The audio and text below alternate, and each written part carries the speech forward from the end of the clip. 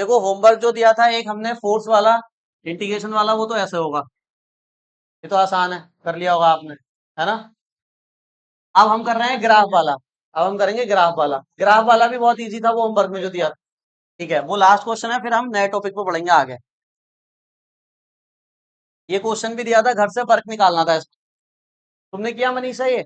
हाँ मनीषा कहाँ बैठी है? मनीषा, हेलो। तुमने किया ही, क्योंकि तुम्हारा हो नहीं रहा होगा ये वाला पार्ट। इसमें हम क्या करते हैं देखो, समझो। जो भी ग्राफ दिया होता है ना फोर्स डिस्प्लेसमेंट का, उसके अंडर का एरिया निकाल देते हैं बस। इसका जो भी अंदर का एरिया आएगा वही इसका आंसर है, वर्क आ जाएगा। बस इतना करना है। लेकिन यहाँ पे शेप देख लो कौन कौन सी बन रही है। ठीक है, तो देखो, अगर मैं यहाँ पर एक परपेंडिकुलर ड्रॉ कर दूं ऐसे सीधा, तो ये क्या बन गया? एक राइट एंगल ट्राइंगल, पहला एरिया मैं इसका निकालूंगा। और एक और अगर परपेंडिकुलर ड्रॉ कर दूं सीधा, तो ये क्या बन गया बताइए? ये रेक्टेंगल बन गया।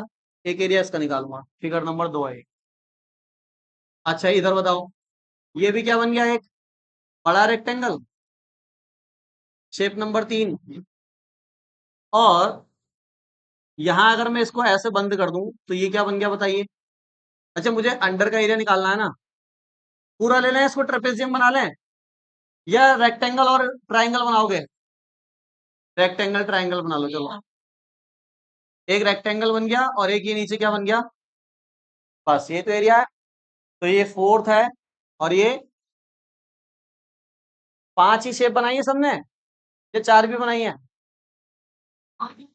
5 ही बनाई है सबने ऐसे ही।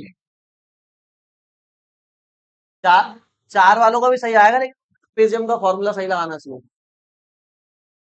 आप शांत रहो ऐसे इधर। हाँ मैं यही मिटाता रहूं, करता रहूं बार बार। पहले हम निकालेंगे फर्स्ट शेप का एरिया। तो W1 बोल रहे हैं इसको। ये ट्राइंगल है, ट्राइंगल का एरिया होता है 1/2 बेस इंटू, यही है। बताइए 1/2 बेस कितना है इसका? 2। हाइट कितनी है इसकी? 2 से 2, 5 जूल, तो पहले का एरिया आ गया, ये खत्म। सही है। दूसरा ये क्या है? ट्राइंगल, ओ सॉरी रेक्टेंगल। तो W2 निकालते हैं। रेक्टेंगल का फॉर्मूला क्या होता है? लेंथ इंटू, पीछे वाली पूरी लाइन पिटेगी अगर वहां आ गया तो, ध्यान रखना। बार बार नहीं बताऊंगा अब मैं, बोलो मत बिल्कुल भी। लेंथ कितनी है बताइए? अब इधर 2 है, इधर 5 है, तो गैप देखना है आपको कितने का है। 2 से 5 में गैप कितने का है? तो लेंथ हुई 3, समझ रही हो। और ब्रेड्थ कितनी है ये देख लो, हाइट कितनी है इसकी? तो 3 5 जा, ये वाला एरिया भी खत्म। अब आ गए तीसरे रेक्टेंगल, तो बस यही करते जाना, कितना आसान है। अब बताओ W3, लेंथ इंटू ब्रेड्थ, फिर से ये लगेगा। अब बताइए लेंथ कितनी है? 5 से 6 एक ही तो है। ब्रेड्थ कितनी है? 8 बन जा, कितना आया? अच्छा ठीक है, अब W4 बताइए। W4 है, अब इसको ध्यान से करना, देखो इसमें गलती करी होगी समझ आ जाता। W4 है रेक्टेंगल, 1/2 बेस इंटू हाइट लगेगा, ये तो लगेगा। बताइए 1/2 बेस कितना है इसका? 6 से 8 का गैप, मतलब 2 का गैप है, तो बेस कितना है? हाइट कितनी है? हाँ अब देखो, जिसने 8 लगाई है उसका भी गलत है, उसका तो गलत है ये 8 वाले का। इसमें देखो 2 से है ना स्टार्ट, तो ये ट्राइंगल हमारा, और कहाँ तक है? तो गैप कितना है 2 से 8? 6 हाइट लेनी है। तो 8 वाले सब काट लो अपना अपना, अभी मत काटो, फाइनल आंसर आ जाए तब कट करना। सही आता है। अब बताइए 2 से 2 कितना आया? W4 6 जूल आया। लास्ट से बची W5, क्या है ये? रेक्टेंगल। क्या फॉर्मूला लगेगा? लेंथ इंटू, लेंथ कितनी है? 2। अरे जो भी है, और ब्रेड्थ कितनी है बताओ? अपने आप बन जाएगा ना, स्क्वायर का फॉर्मूला, स्क्वायर है तो। Length into breadth general formula है, स्क्वायर में भी लगता है। तो बताओ 2 2 जा, सही है भाई। ऐड कर दो सारा, टोटल वर्क कितना आया? 5 plus 15 plus 8 plus 6 plus 4, add करो। 15 और 5 20, 20 और 8 28, 28 6 34, 34 और 8 4। ओके,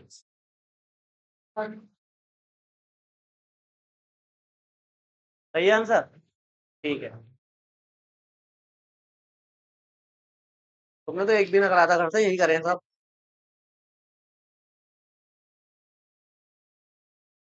चलो हेडिंग लिखो, हेडिंग लिखो, एनर्जी। हेडिंग लिखो एनर्जी।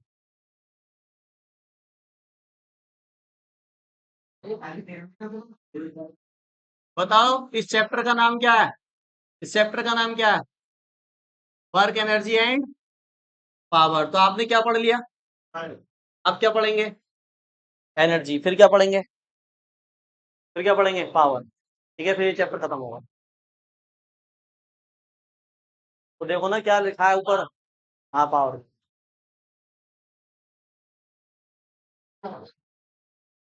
आसान है ना? चलो इधर देखो अब अब हम वर्क के बाद क्या पढ़ रहे हैं? एनर्जी। क्यों एनर्जी पहले क्यों नहीं पढ़ा? उसका भी रीजन है। लड़की सुन लो आप इधर बोर्ड पे, बस लिखना कुछ नहीं, केवल सुनती रहो। एनर्जी, मुझे बताओ, क्या एनर्जी और वर्क एक दूसरे से रिलेटेड नहीं है? अगर मेरे अंदर एनर्जी ही ना हो तो मैं वर्क कर पाऊंगा? नहीं कर पाऊंगा। या इसका उल्टा कह सकते हैं, अगर मैं वर्क कर रहा हूं इसका मतलब मेरे अंदर क्या है? एनर्जी है। बिना एनर्जी के वर्क करना पॉसिबल, चाहे वो कैसा भी वर्क हो, फिजिकल हो, मेंटल हो, या फिजिक्स वाला वर्क हो। भाई फिजिक्स वाला वर्क कौन सा वर्क होता है? फोर्स लगाकर डिस्प्लेसमेंट होना चाहिए। तो वो फोर्स लगाने के लिए भी तो क्या चाहिए? एनर्जी चाहिए ना। तो एनर्जी और वर्क एक दूसरे के क्या होते हैं? रिलेटेड। अब एनर्जी की अगर डेफिनेशन पूछी जाए क्या है, तो हम कहेंगे capacity, capacity of doing work. अगर आप वर्क, आपके अंदर वर्क करने की क्या है? कैपेसिटी है, इसका मतलब आपके अंदर क्या है? एनर्जी है। सिंपल सी बात। अगर आपके अंदर कार्य करने की क्षमता है तो आपके अंदर क्या है? ऊर्जा है। और कार्य करने की क्षमता नहीं है तो ऊर्जा नहीं है। बात समझ में आ गई? अब जैसे हम इंसान हैं, ह्यूमंस हैं, हम वर्क करते हैं तो हमारी एनर्जी लूज होती है, एनर्जी का लॉस होता रहता है ना? तो फिर हमें एनर्जी फिर से चाहिए, तो हम एनर्जी कहाँ से ले लेते हैं? फूड से। खाना खाते हो फिर एनर्जी मिल जाती है, फिर काम करते हो, फिर खाना खाते हो एनर्जी मिल जाती है, फिर काम करते हो। अरे ये तो चलता रहता पूरे दिन साइकिल। समझ गए? तो जो खाना खाया उससे एनर्जी मिली, एनर्जी को फिर से किसमें खर्च कर दिया? वर्क में। ठीक है, इसका मतलब पहले कौन है? एनर्जी। फिर वो किसमें कन्वर्ट हो रही है? वर्क।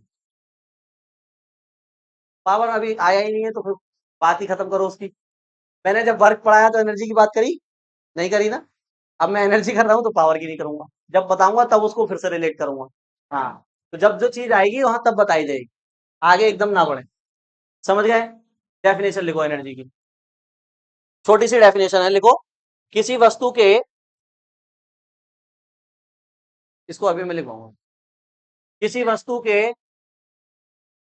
कार्य करने की क्षमता को, किसी वस्तु के कार्य करने की क्षमता को ऊर्जा कहते हैं। किसी वस्तु के कार्य करने की क्षमता को ऊर्जा कहते हैं। ठीक है, इंग्लिश में लिखो। द कैपेसिटी, हाँ बस, the capacity of doing work,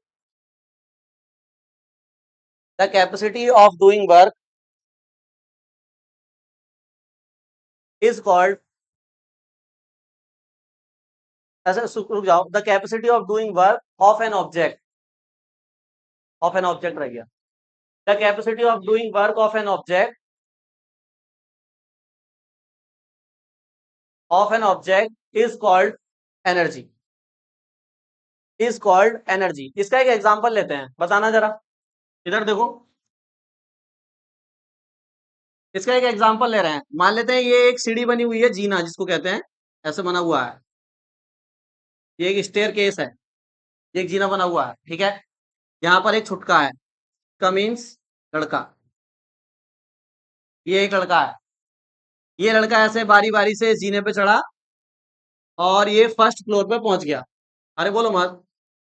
ये कहाँ आ गया, यहाँ पे फर्स्ट फ्लोर पर आ गया। ये ग्राउंड था और ये कहाँ पे पहुंच चुका है, फर्स्ट फ्लोर पर।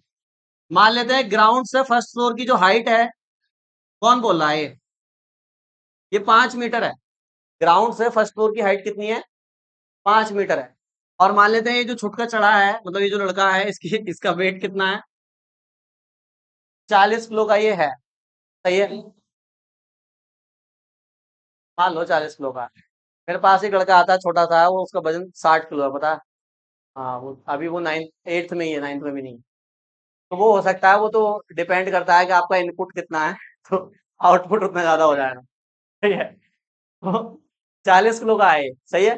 तो आपको ये बताना है कि यहां से यहां तक जाने में इसकी कितनी एनर्जी खर्च हुई। भाई जब काम तो इसने किया ना, ऊपर चढ़ने में कुछ वर्क करा है इसने, तो आपको बताना है इसकी कितनी एनर्जी खर्च हुई है यहां से यहां जाने में। बताइए करके, एनर्जी बताइए कितनी खर्च हुई पंडित जी। क्या मैंने ये बोला कि वर्क और एनर्जी अलग अलग नहीं है, एक दूसरे से रिलेटेड है। मैंने अभी बोला नहीं बोला, बताओ। जितना ज्यादा अगर आप वर्क कर रहे हैं, उतनी ज्यादा आपके अंदर क्या है, एनर्जी है। या उल्टा कह दो, जितनी आप में एनर्जी है उतना ज्यादा आप वर्क करोगे। अब मैंने कहा कि इसकी ऊपर तक जाने में कितनी एनर्जी खर्च हुई है निकालनी है आपको। तो सिंपल आप क्या कैलकुलेट करो, ये ऊपर तक जाने में कितना वर्क किया इसने। जितना इसने वर्क अच्छा, दोनों की यूनिट सेम ही तो होती है, वर्क की यूनिट भी क्या होती है, जूल, एनर्जी भी क्या होती है, जूल। अगर आपने ये निकाल दिया कि इसने कितना वर्क किया है यहां तक जाने में, तो जितना वर्क किया होगा वही इसकी क्या होगी, एनर्जी स्पेंड होगी, उतनी एनर्जी इसकी खर्च हुई होगी। तो यहां से यहां तक जाने में इसका वर्क कैलकुलेट करो। वर्क का तो फॉर्मूला जानते हैं, वर्क का फॉर्मूला क्या होता है बताइए, फोर्स इंटू डिस्प्लेसमेंट। लेकिन डिस्प्लेसमेंट आगे हो रहा है या हाइट में हो रहा है, पहले ग्राउंड पे था अब हाइट पर है। और कितनी हाइट पर है, तो डिस्प्लेसमेंट कितना है, 5 है। हर बात समझ में आ गई। अच्छा ये मुझे बताओ कि फोर्स, जिस फोर्स के अगेंस्ट ये ऊपर जा रहा है वो कौन सी फोर्स है। अगर आप ऊपर चढ़ते हो तो आप किस फोर्स के अगेंस्ट जा रहे हो, आप ग्रेविटी के अगेंस्ट जा रहे हो। और ग्रेविटेशनल फोर्स का फॉर्मूला होता है mg, मास इंटू ग्रेविटी। ये तो होता है। तो फोर्स बताइए कितनी है, m इंटू जी। और डिस्प्लेसमेंट कितना है, ये जो हाइट है इसकी यही तो है, h। h हाइट मान ली मैंने। अब बताइए मास कितना है इसका, 40।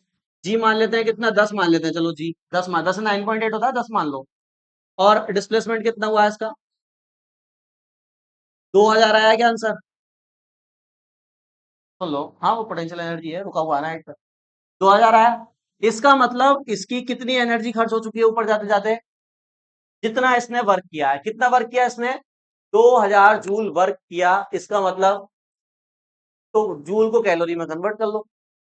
एक जूल में 4.2 कैलोरी होती है, या उल्टा बोल दिया मैंने, एक कैलोरी में 4.2 जूल होते हैं। तो इसको 4.2 से डिवाइड कर दो तो एक कैलोरी में आंसर आ जाएगा, कितनी कैलोरी खर्च हो गई ऊपर जाकर। बात समझ में आ गई, वो अलग है, उसको अलग रखो अभी। तो मतलब इसने कितना वर्क करा, 2000 जूल। तो इसकी एनर्जी भी कितनी खर्च हुई होगी ऊपर जाते समय, 2000 जूल एनर्जी इसकी खर्च हुई होगी। इस एग्जांपल से ये पता चल रहा है कि वर्क और एनर्जी एक दूसरे से जुड़े हुए हैं, जितना वर्क होगा उतनी एनर्जी होगी। नोट करो, पता है किसी को, टाइप्स ऑफ एनर्जी पता है, एनर्जी कितने टाइप की होती हैं,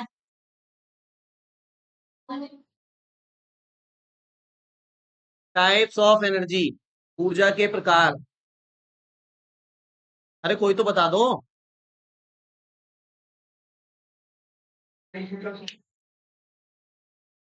देखो सुन लो, समझ गया, सुन लो आप। एनर्जी के कई टाइप होते हैं। इस यूनिवर्स में जितने भी टाइप की एनर्जी हैं वो बहुत सारे टाइप हैं।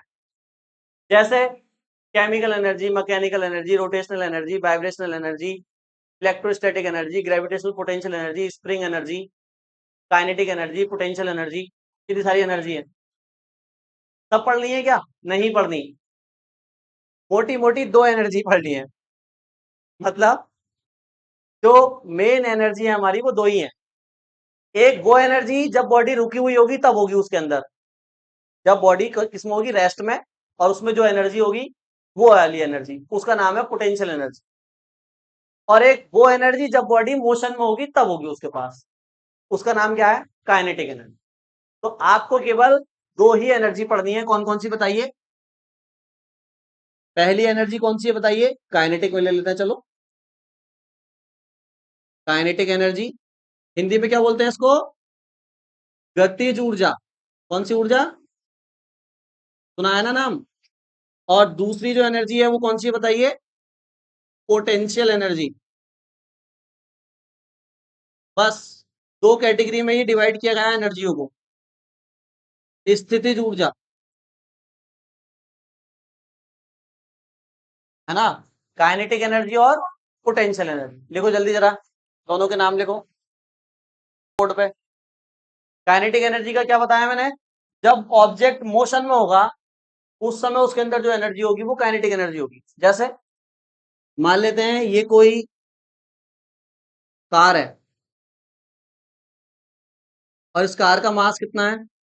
एम है, और ये कुछ वी स्पीड से चल रही है, तो मोशन में एम मास है, वी स्पीड से चल रही है, तो इसके पास कोई एनर्जी नहीं है क्या?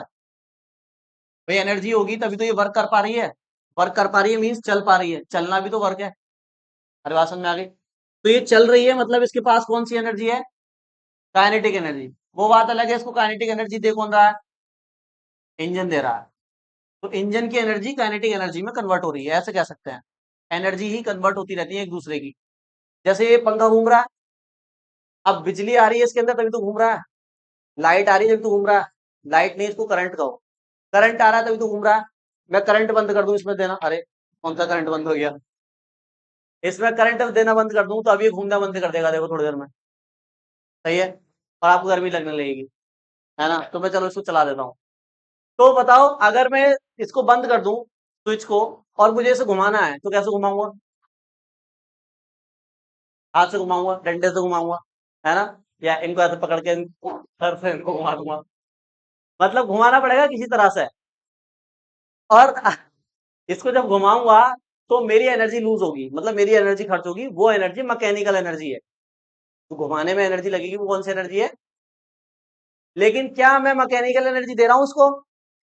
ये करंट ले रहा है, और करंट की एनर्जी को कहते हैं electric energy. Electric energy convert हो रही है मैकेनिकल एनर्जी। और ऐसा डिवाइस जो इलेक्ट्रिक एनर्जी को मैकेनिकल एनर्जी में कन्वर्ट करता है उसका नाम है मोटर। विद्युत मोटर जो हाई स्कूल में पढ़ा था, वही मोटर इसके अंदर लगी हुई है। बात समझ में आ गई? Electric motor. ठीक है?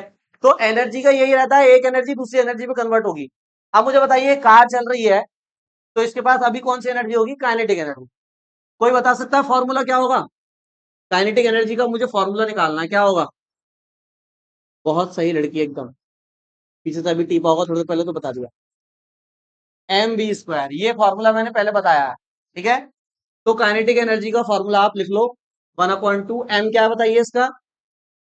मास है इसका, जो भी किलो में दे रखा होगा, 40 किलो, 50 किलो। और वी क्या है? बहुत सही, हमें तो पता ही नहीं था। तो वी क्या है? वेलोसिटी। नोट करो फॉर्मूला, डायग्राम भी बनाओ, फॉर्मूला भी नोट। हाँ, डायग्राम बनाना पड़ेगा।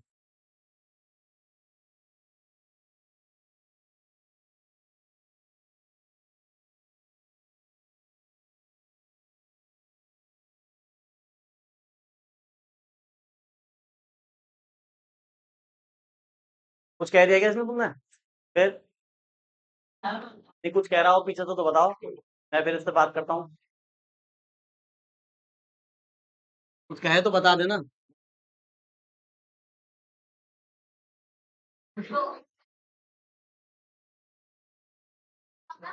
चलिए जरा एक क्वेश्चन करिए इसका, काइनेटिक एनर्जी का। कह रहे हैं सुन लो, क्वेश्चन सुन लो वरना कर नहीं पाओगे। क्वेश्चन ये है कि एक कार है और इस कार का वेट है 500 किलो। 500 किलो वेट है कार का, और ये चल रही है, अभी जो चल रही है, अभी इसकी स्पीड है 5 मीटर पर सेकेंड। ठीक है?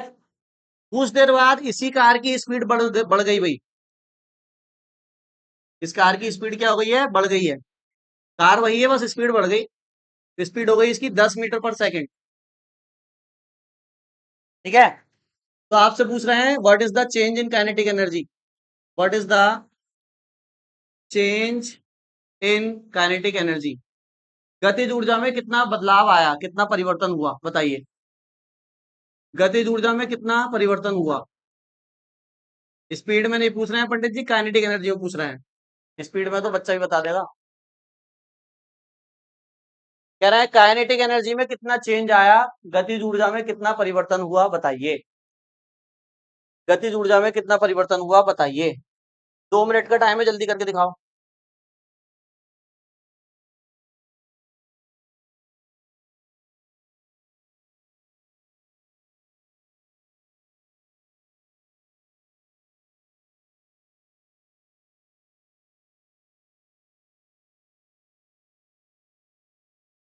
इधर देखो। हाँ इधर देखो, समझो। बोल रहे हैं अभी ये कार कितनी स्पीड से चल रही है, 5 मीटर पर सेकंड से, तो अभी इसके अंदर कुछ काइनेटिक एनर्जी होगी क्योंकि चल रही है ना। फिर इसकी स्पीड बढ़ गई, तो मतलब अब काइनेटिक एनर्जी भी बढ़ गई होगी, है ना। तो अब इंजन ज्यादा एनर्जी दे रहा है इसको, और इधर इंजन कम एनर्जी दे रहा था। ठीक है, तो हम क्या करेंगे, पहले इसकी इनिशियल काइनेटिक एनर्जी निकालेंगे, शुरुआत की। तो काइनेटिक एनर्जी आई लिख देता हूं, आई का मतलब है इनिशियल, मतलब प्रारंभिक। तो बताइए कितना आएगा, 1/2 m। अच्छा, जो इनिशियल स्पीड होती है उसको वी नहीं कहते, उसको क्या कहते हैं, यू कहते हैं। ये सिंबल आपको पता होने चाहिए। नहीं, जिसको नहीं पता बता रहा हूँ, इनिशियल स्पीड को यू कहते हैं, और जो बढ़ के आ जाती है उसको क्या कहते हैं फिर, है दोनों स्पीड ही। तो mu²। तो ये सिंबल पता होने चाहिए क्योंकि आगे मैं यूज करूंगा इनका। 1/2 मास कितना है बताइए, और यू कितना है बताइए। 5 का स्क्वायर 25 हो जाएगा ना, और इसको कट करेंगे तो कितना आएगा, 250। और 25 25 625, और एक जीरो। पहले इनिशियल काइनेटिक एनर्जी तो इतनी आ गई हमारी, बताइए सही आंसर सबका। अब हम निकालेंगे फाइनल कितनी हो गई थी उसकी, तभी तो चेंज निकलेगा। तो अब निकालिए काइनेटिक एनर्जी, क्या लिखूं यहाँ पे, फाइनल, स्मॉल एफ, 12 mv²। तो 12 m कितना है बताइए इसका भी, 500। स्पीड कितनी है, 10 10 का स्क्वायर। ठीक है, यहाँ इसको कट करिए, 250, और मल्टीप्लाई करेंगे तो 25,000। अब दोनों एनर्जी आपने कैलकुलेट कर ली, उसने पूछा था चेंज बताओ। तो चेंज मीन्स, अब ध्यान से देखो जरा इधर, चेंज मीन्स आपसे पूछा है डेल्टा काइनेटिक एनर्जी, उसने पूछा है। डेल्टा का मीन्स होता है चेंज, और इसका क्या फॉर्मूला बनेगा बताओ, kinetic energy final minus kinetic energy initial. ये फाइनल माइनस इनिशियल को मैं डेल्टा काइनेटिक एनर्जी कहूंगा। ये सिंबल याद रखना है क्योंकि कल ही पढ़ाऊंगा इसको मैं फिर दोबारा। अब बताइए काइनेटिक एनर्जी फाइनल कितनी है, 25,000। इनिशियल कितना है, 6,250। घटाएंगे कितना आएगा, पहले 6,000 घटा दो तो 19,000, और फिर 19,000 में से 250 घटा दो तो कितना आएगा, 18,700। ये वाला आंसर सही है, पहला वाला। ठीक है, अब बस कल मैं बहुत ही इंपॉर्टेंट टॉपिक पढ़ाऊंगा, वर्क एनर्जी थ्योरम, जो आपके एग्जाम में रखी हुई है, समझ लो। उसको कल मैं पढ़ाऊंगा, ठीक है। नमस्ते।